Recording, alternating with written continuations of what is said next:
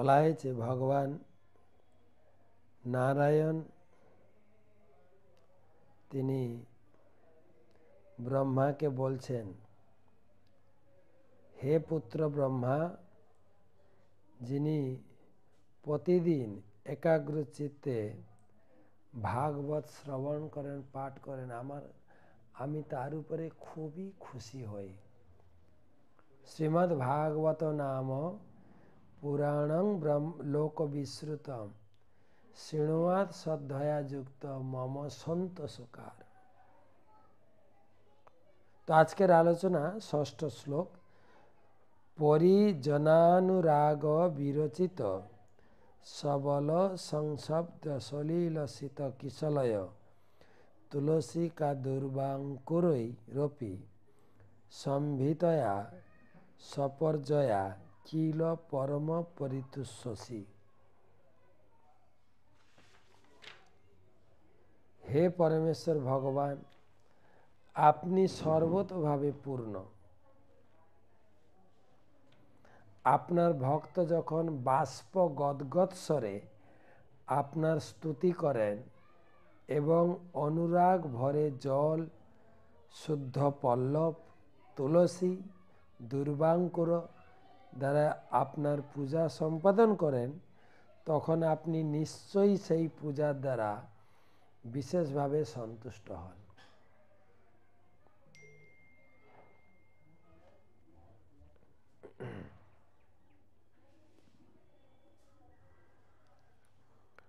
ভগবানকে বেশি কিছু দিতে লাগে না, কেবল জল আর তুলসী দিলেই ভগবান সন্তুষ্ট হয়ে যান। এটা ভাগবতমে বলা হয়েছে এবং তাৎপর্যেও প্রভুপাদ সিদ্ধ করছেন।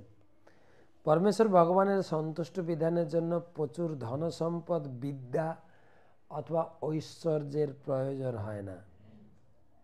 কেউ যদি প্রেম ও আনন্দে মগ্ন হয়ে একটু ফুল, জল, তুলসী ভগবানকে নিবেদন করেন, তাহলেই তিনি সন্তুষ্ট হন।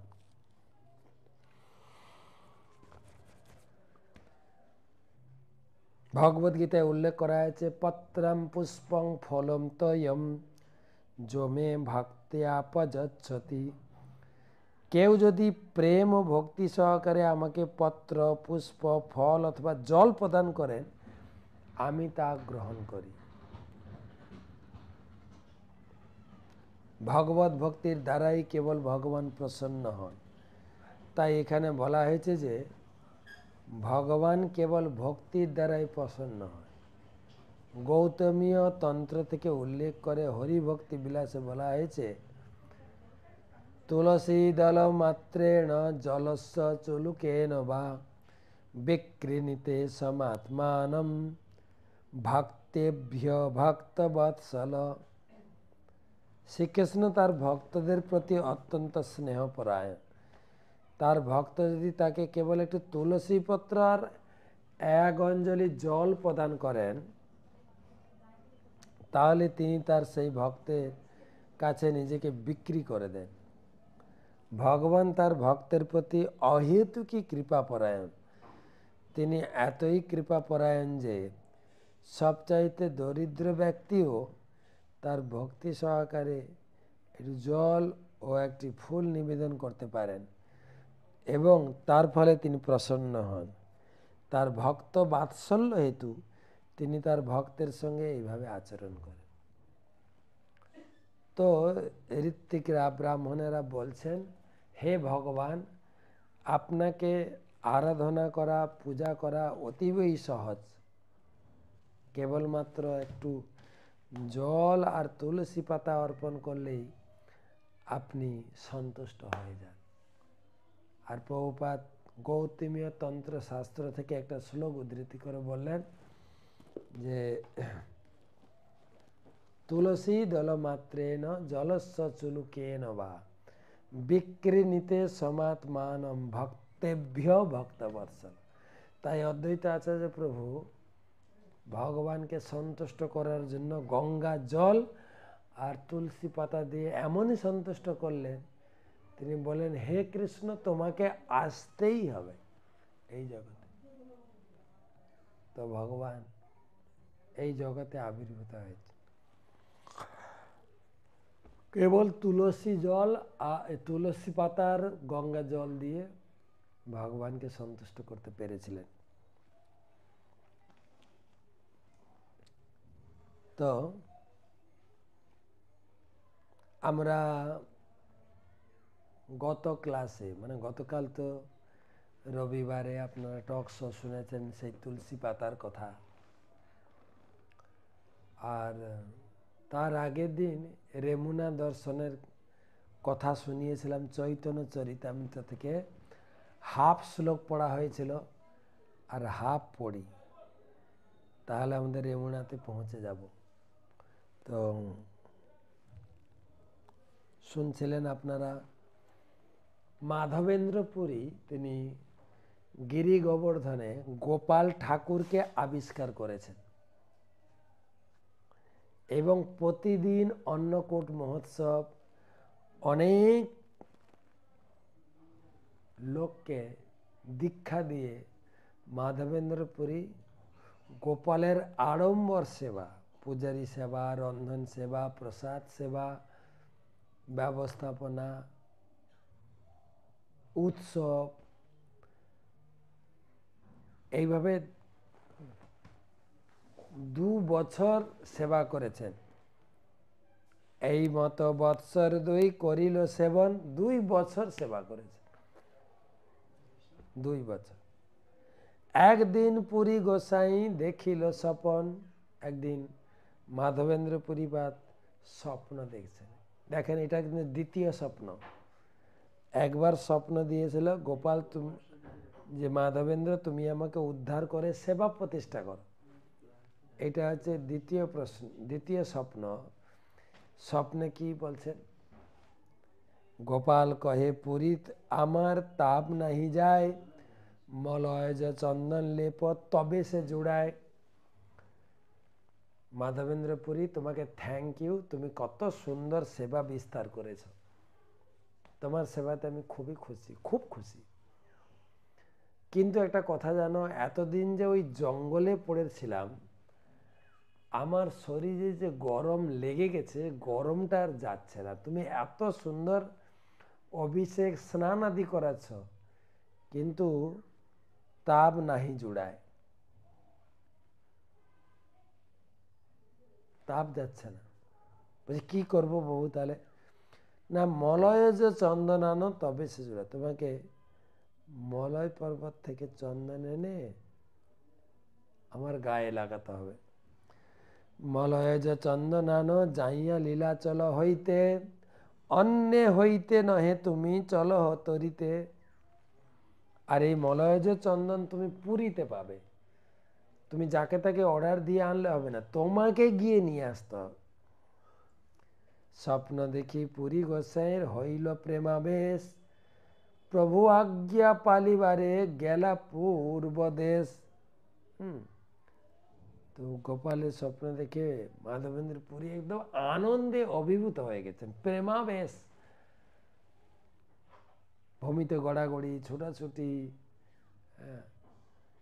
কিন্তু ধীরে ধীরে সুস্থ হয়ে চিন্তা করলেন, আরে এখন ভাবাবেগ প্রেমাবেশ করলে হবে না, এখন গোপাল যা নির্দেশ দিয়েছেন সেটাই কাজ করতে হবে। তো মাধবেন্দ্র পুরী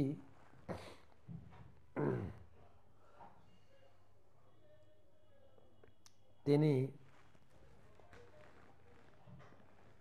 প্রথমে করলেন কি, মন্দিরে যত যত সেবার ভাগ আছে সেবার সম্বন্ধ লোক করিল স্থাপন, আজ্ঞা মাগি গৌড় দেশে করিল গমন।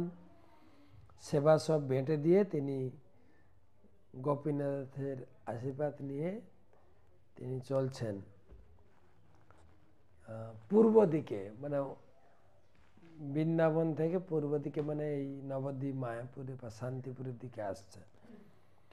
শান্তিপুর আইলা অদ্বৈত আচার্যের ঘরে, পুরী পুরীর প্রেম দেখি আচার্য আনন্দ অন্তরে। মাধবেন্দ্র পুরীকে দেখে আমাদের অদ্বৈত আচার্য প্রভু হতবাক হয়ে গেছে। একজনের শরীরে এত রূপ,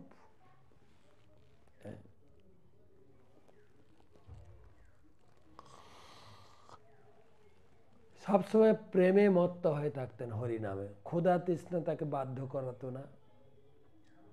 অদ্বৈতাচার্য মহাবিষ্ণু এবং সদাশিব তিনি দেখে চিনতে পেরেছেন। আর অদ্বৈত আচার্য অনেক খাতির করলেন, বাড়িতে রাখলেন, সেবা যত্ন করলেন, আর তার কাছেই দীক্ষা নিলেন। তার ঠাই মন্ত্র লইল যত্ন করিয়া, চলিলা দক্ষিণে পুরী, তারে দীক্ষা দিয়া। অদ্বৈত প্রভু হচ্ছেন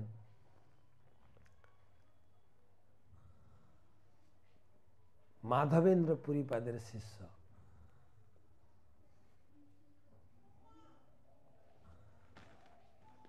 এবং তার সেবা করলেন, সেবার সুযোগও পেয়েছিলেন। রেমুনাতে কইল গোপীনাথ দর্শন, তার রূপ দেখিয়া হইল বিহল মন।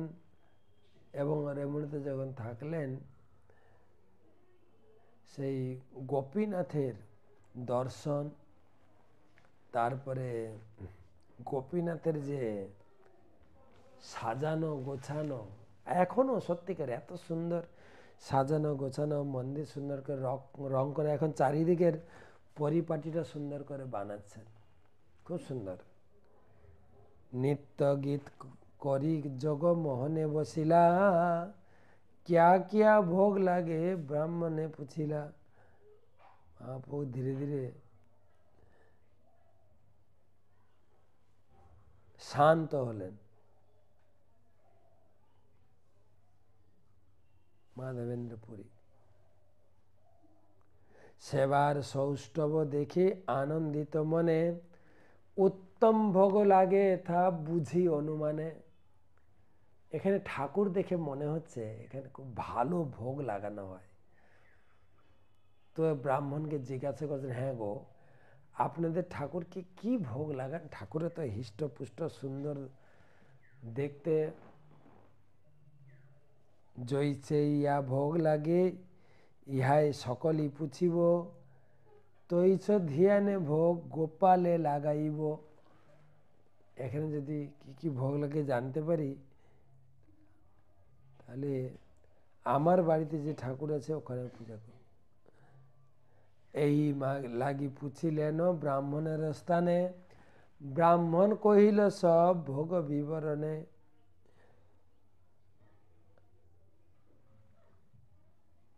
সন্ধ্যায় ভোগ লাগে ক্ষীর অমৃত কেলি, দ্বাদশ মৃৎ পাত্রে ভরি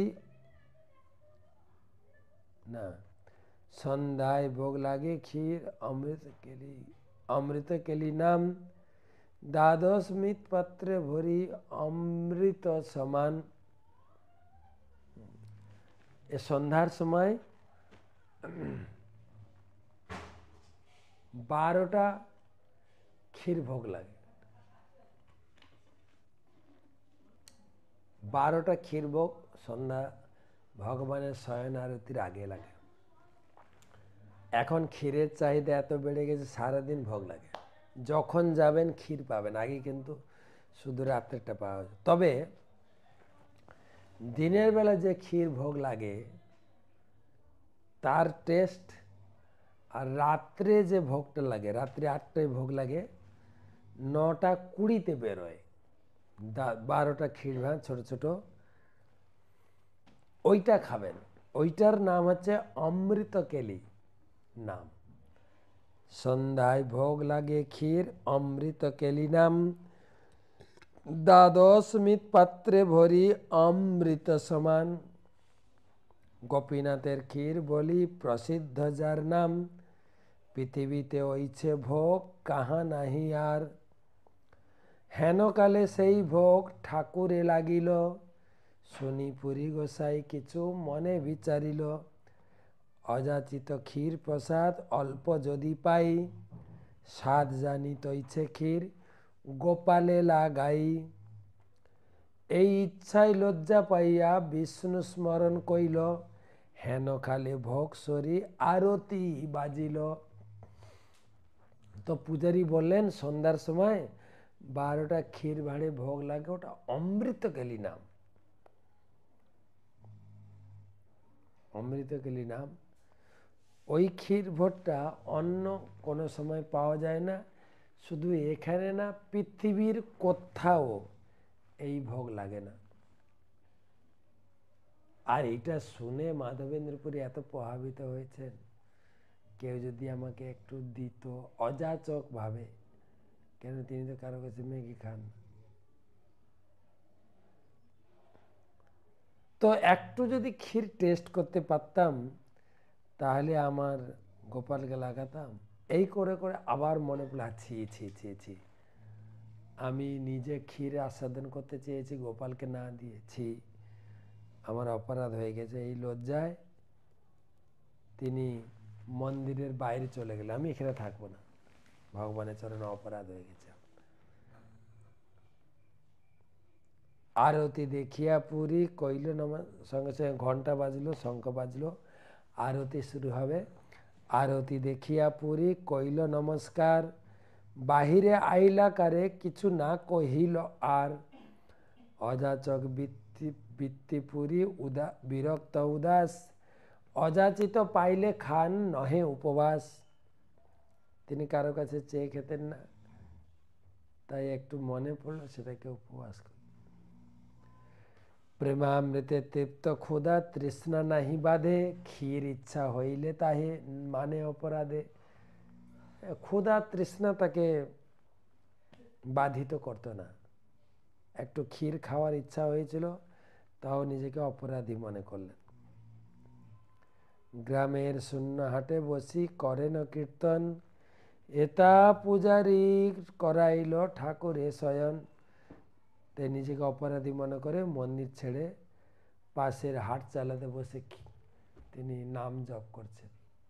সেই যেখানে বসছিলেন, যেখানে যেখানে হাট চালা ছিল সেই জায়গায় আপনাদের দেখিয়েছি ভিডিওতে, আপনারা দেখেছেন, রামচণ্ডী মন্দির বা মাধবেন্দ্র পুরীপাদের সমাধি ওই ওই এলাকা।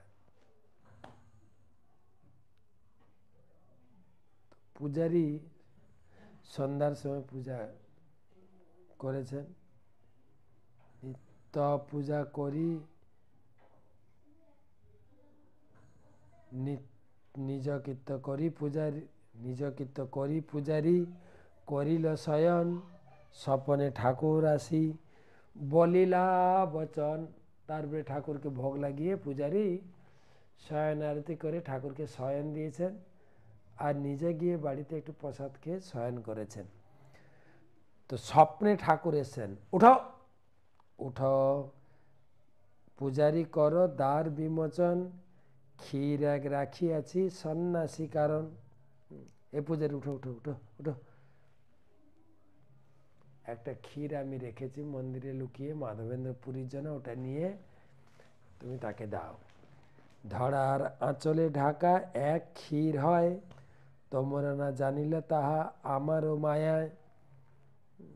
বলছে কটা ভোগ লাগিয়েছ ক্ষীর ভোগ? বলে 12টা। সরিয়েছ কটা? 12টা। বলছে না, আমার মায়াতে বুঝতে পারেনি সরিয়েছে 11টা, একটা আমার আঁচলের তলায় আছে, আমি রেখেছি লুকিয়ে।